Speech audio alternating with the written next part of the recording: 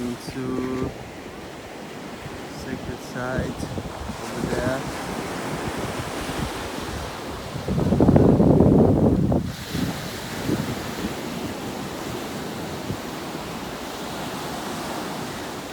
Beautiful morning.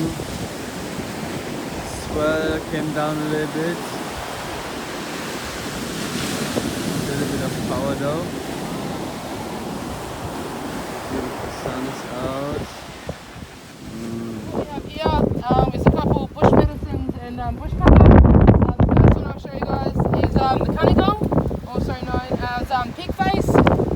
It's really good for sunburns, cuts, scarring, anything like that. Just like we'd use obviously aloe vera, the stuff in the middle.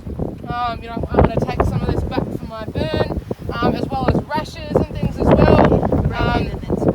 And then you can just put it straight on your cut or burn or anything like that. As well as it being a really good bush medicine, it's also a fruit at summertime. So the little purple flowers that actually grow on the kuneegong, and then after they die off, that's actually the part obviously where the flower obviously comes from. And then once it actually turns a really nice purple or soft, like a really soft feel, then you can actually pick it and squeeze the juices into your mouth. I've picked enough for everyone, so if you'd like to have a try of it, you can just pop all the juices and it would actually stop the stretch marks and stuff, as well as obviously postpartum birth and things as well. So really amazing. Yummy. Very nice. The next one is our sea spinach, also known as bow spinach or warragul greens. The leaves of them are edible. Taste a little bit like salty spinach. Also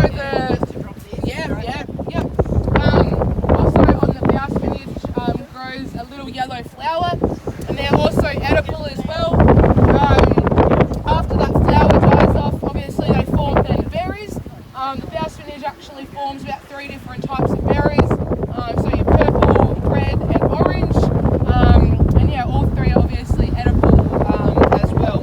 And it grows a lot along these headlands and that, and we'll see a lot of it, especially growing around Launceston at the lighthouse there.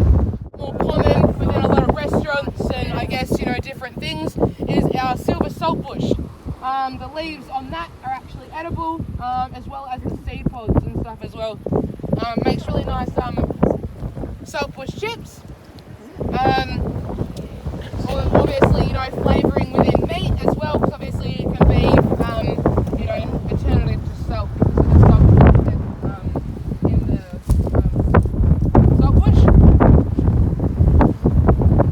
The other form of saltbush as well that we have is our ruby saltbush, and we can, I guess, identify that by the shape of the leaves and also the little red, tip on the leaf as well as little seed pods that also grows on top of the ruby saltbush. They're also edible as well, but they're a little bit more bitter and don't have too much of a nice, taste.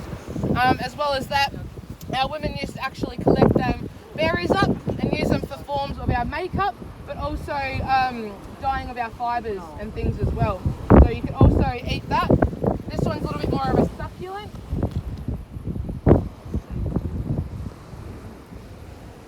Oh, thank you.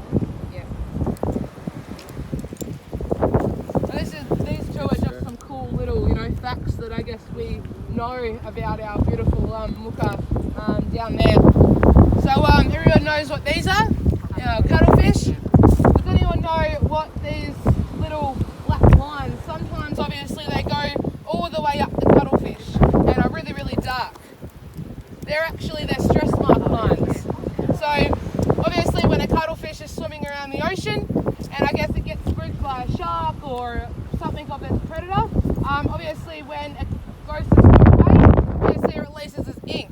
Well then when it releases its ink, it actually stains obviously their shell. So that when they get washed up, we can actually, tell how stressful or how good of a lifespan, that the the cuttlefish has had due to how many, I guess, stress mark lines that they have on their backs.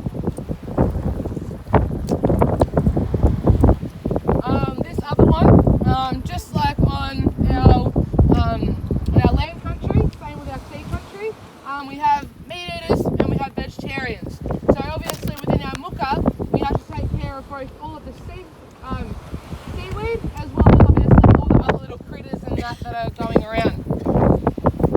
These little cockle shells, these little holes here, I've always thought when they were obviously washed up that they, somehow were formed within the ocean from maybe being washed around or something. But it's actually our carnivores. So anything that is actually shaped like a gravy boat or a cone shell, they're all actually our carnivores.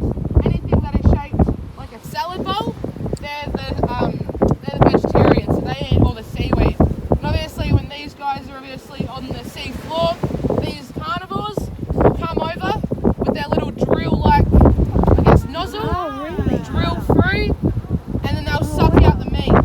So that's how these little cockle shells get their holes from our carnivores coming over and eating them. So obviously, we have to take care of both all of our seaweed and all of our other shells and that as well. And just, with climate change and that is obviously getting a lot more unfortunate with all of our kelp beds and different seaweeds and stuff obviously dying off.